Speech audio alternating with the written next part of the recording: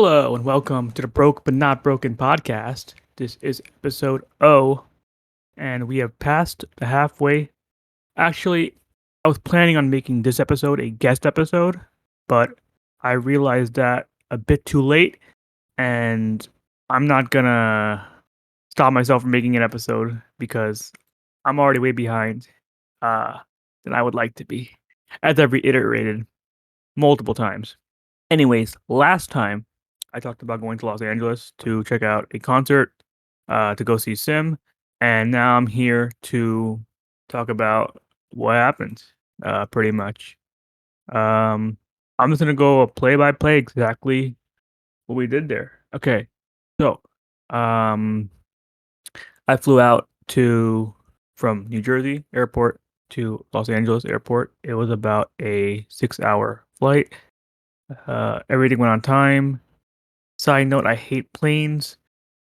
You know, I hate the feeling of not being in control of myself if something were wrong to happen. Like on a boat, I could jump off and potentially swim, although I can't swim, but at least, you could do something where like I can't learn to fly. Um yeah, I couldn't sleep really on the plane. I made the mistake of getting Wendy's at the New Jersey airport. I did try their strawberry frosty. It was pretty good. But yeah, I shouldn't have got Wendy's because it kind of ruined my appetite a little bit once I got into LA. Okay, so I got to LA at night ish, and I walked to In-N-Out from there instead of Ubering because that's gonna save me a lot of money. Uh, I tried In-N-Out for the first time in my life, and I have to say I wasn't too disappointed because I kept my expectations low. But if you're familiar with the chips called potato sticks, yeah, that's literally what their French fries taste like. And then their burger was it was alright. It was pretty good. I think the best thing about it is the price.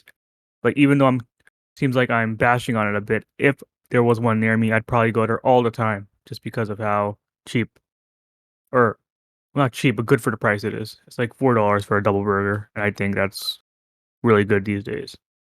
Uh Anyways, I'm gonna go through this quickly or at a fast pace 'cause I don't wanna drown too much. Okay, then from there, it was night, so, um, what I did was instead of going to a hotel, which I would waste, money in my opinion because I wouldn't even be at the hotel for the whole day because I was checking in, like, at 11 PM, uh, I decided to find a 24-hour Korean spa and stay there until their checkout time, which is 4 AM. It was my first time going to a spa, and I really enjoyed it. In fact, we went again towards the end of the trip. Um, it was $30 entry, and all the spas and the saunas were included, and you can go as much as you want, stay until 4 AM. The first thing they ask you to do is, well, you're given a uniform that all the guys were like a yellow shirt, and all the girls were like a off-white shirt, and then you go to like the gender separated locker rooms, and your first thing is to do a shower, right? And the shower is kind of like is in the spa area where the tubs are. And in this area, you have to be completely nude, which is a bit intimidating. I had to pace back and forth for like confirming that is what I have to do. And yeah, um I saw a lot of naked people that day. But once I um tripped down and I went to the area and I showered, like the moment I did that, I realized, okay, if I can shower in front of all these people, I'm like I can do everything else here. So it was very liberating in that respect. Um, and yeah, they have a lot. They have like amenities. They have like disposable razors, toothbrush, toothpaste, shower, soap, shampoo, hair wax, Q-tips, everything you need to groom yourself.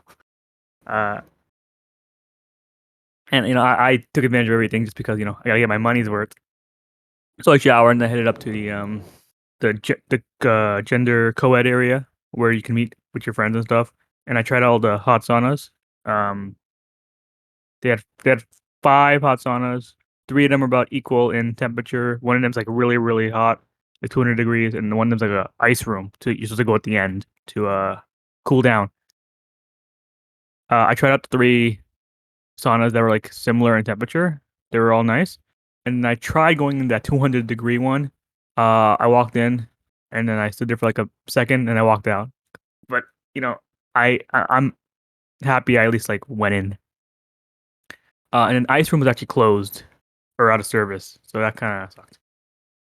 They also have a 24-hour Korean restaurant, which I did not check out because I was planning on leaving at 4 a.m. So I wanted to eat after I left because I'm trying to stall just for a place to sleep and stuff. I tried sleeping, but it didn't really work out. Uh, and then they have unlimited water, obviously, because you have to drink water after you get into a hot sauna. Okay. And then I went back to the gender separated area. I tried out the 3 tubs. I tried out the warm tub, the hot tub, and the ice cold tub. And I'm happy I did all 3 of them. The ice tub was probably the deadliest. I went in there and I thought I was fine, but then my legs started aching, so I got out of there quick. And again, in these gender separated areas, you are completely naked in front of everybody, and I think again, it's quite a liberating experience. Uh, I'm glad I did it.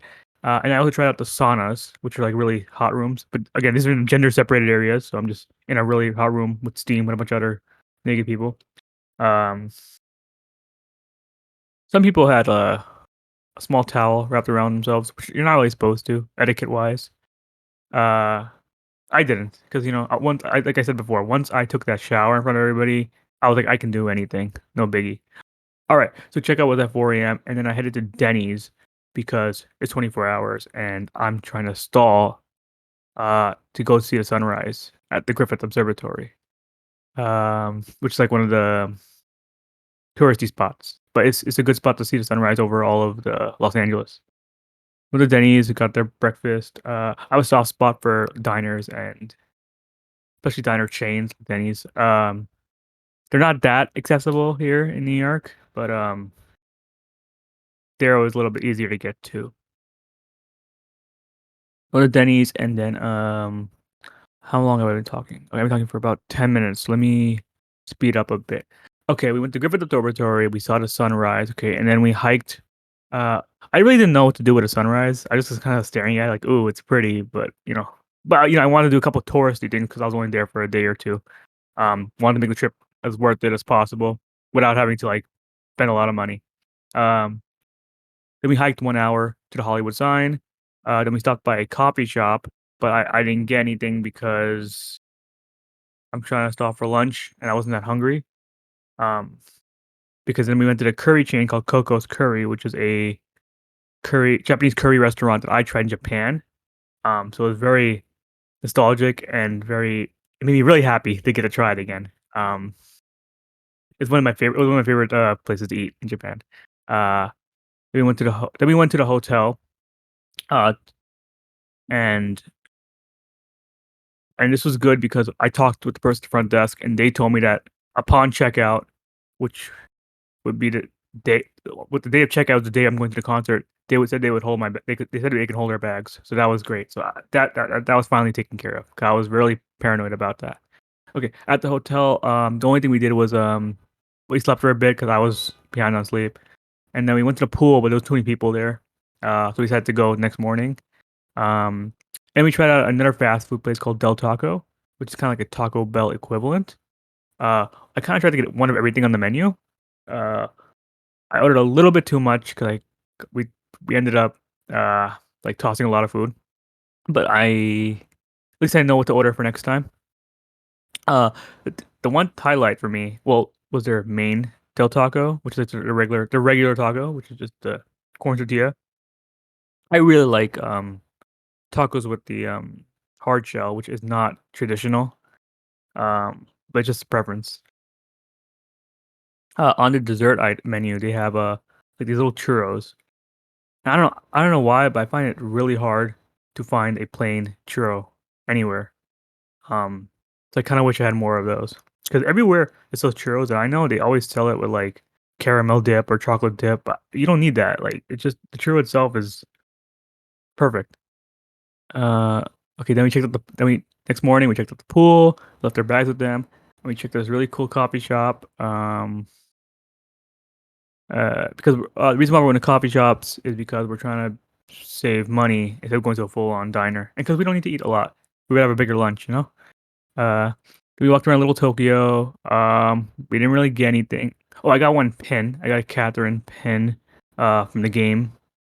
Uh, and we couldn't really get anything else because we never bagged on us. And if we bought something that required a bag, it kind of counteracts the purpose of leaving our bag. Uh, then we were planning on going to the Broad Museum, but I forgot to get a ticket in advance, which I didn't know I had to do.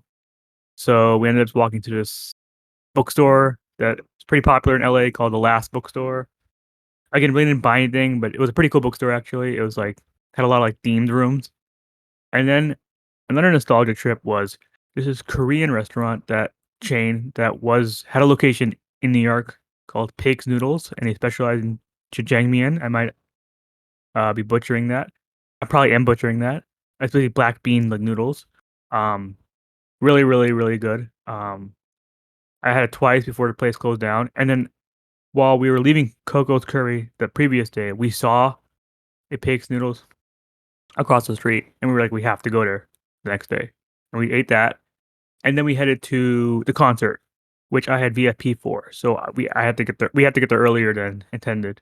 Um, so we got there, we waited.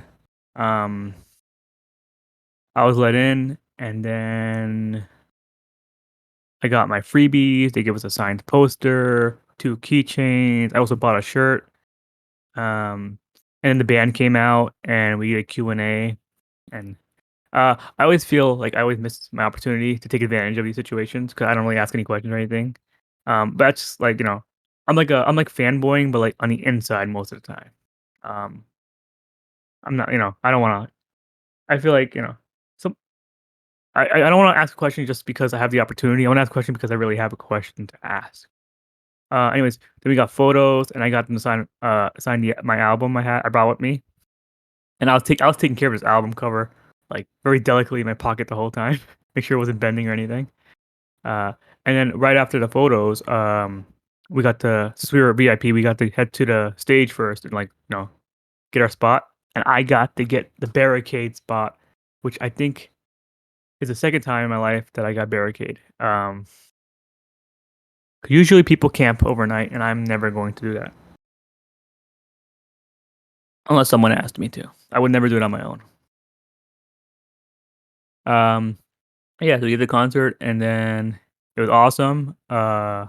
SiM's great. I'm gonna add a SiM song to the end of this. I'm gonna add Gunshots by SiM. I'll repeat that later.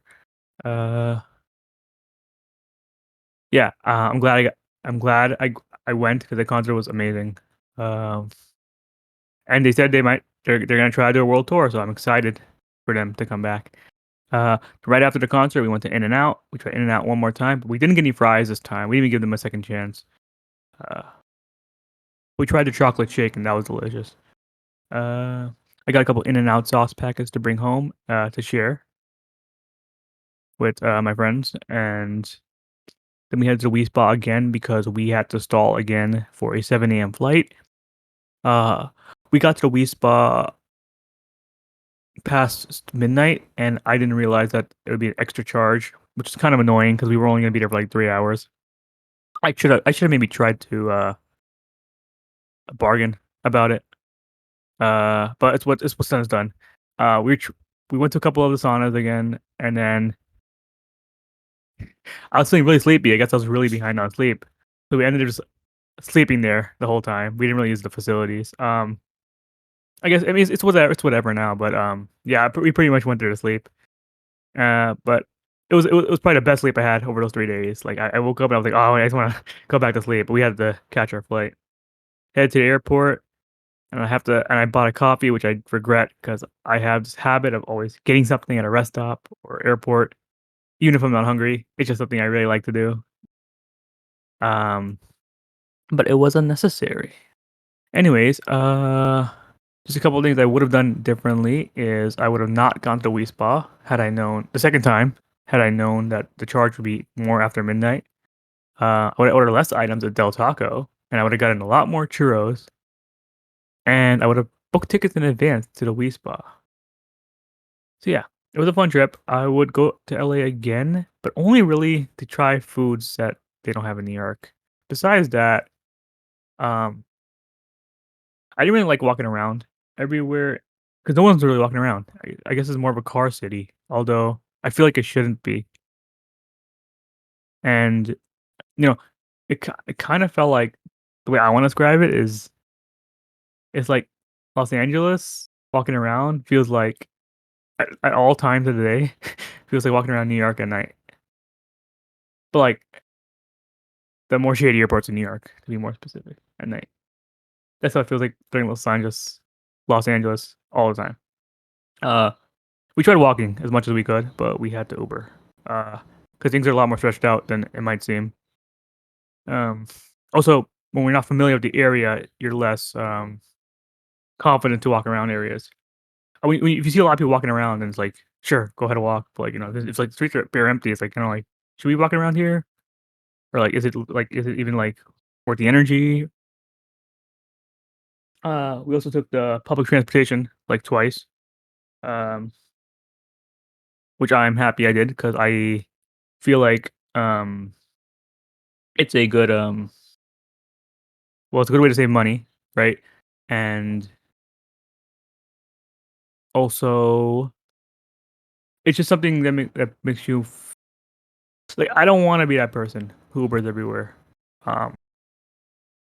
Um, but the thing is, like with the LA Transit, one, I wouldn't want to take it at night because again, I'm just not familiar with the area, and two, their train and bus lines they don't really they only go to like main areas, which is not the most convenient. So when I saw the opportunity to get to exactly where I needed to go, I took the bus and the train. Um, right? 'Cause I think it's important to use public transit, because you don't want to rely on Ubers forever, or of course, the better alternatives to rent a car. But I don't drive. Anyways, that has been almost 20 minutes. Okay, I want to pivot since I've been talking about LA for the whole trip. We flew back and then had some Taco Bell. And that's the end. Um, of the LA trip. I did not write my poem yet, but in terms of poems, I just want to announce now that I have completed.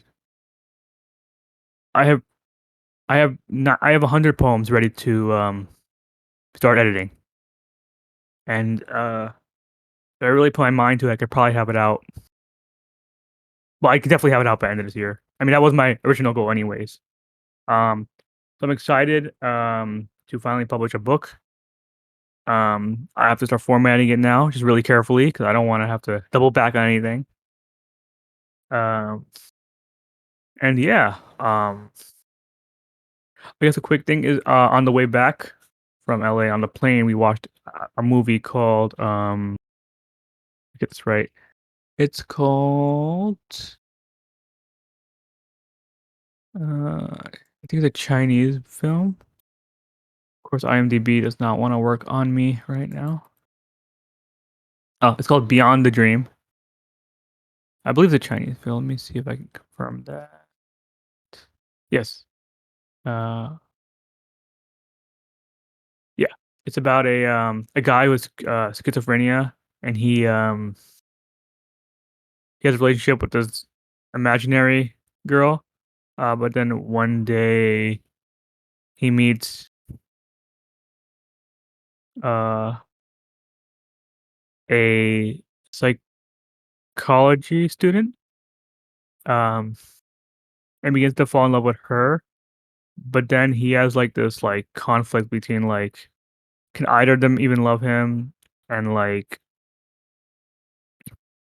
he like should he like is it possible for anyone to ever love him? And there's one line in the movie that really struck with me. When he was talking about his mom, I think who like died, and the line was like, well, it was like an echo in his head of his mom saying this to him, saying, um, "Nobody will ever love you like I do." That was his mom saying that to him, and I don't know, that kinda hit me a lot. Yeah, and, another movie I just saw yesterday is called, Inu-Oh. It's a Japanese film by Masaaki Yuasa, who also, directed Devilman Crybaby.